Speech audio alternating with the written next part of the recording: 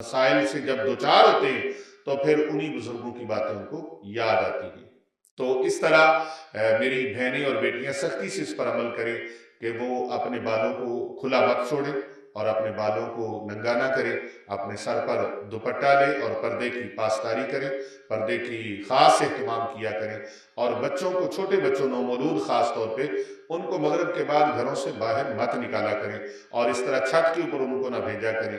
اس طرح یہ چیزیں عاشق ہو جاتی ہیں۔ اور واش روموں میں خواتین جب غسل کرتی ہیں، نوجوان لڑکیاں جب غسل کرتی ہیں تو وہ اپنے بالوں کو جو جالی کے اوپر پڑے رہتے ہیں، اس کی وجہ سے ان کے اوپر جنات عاشق ہو جاتے ہیں، کیونکہ واش روم ہمارے بالکل متصل ہے، جہاں نہانے والا ہے وہیں پر واش روم دوسرا بھی ہے، اور وہ جو چیزیں ساری جوائنٹ ہو گئی۔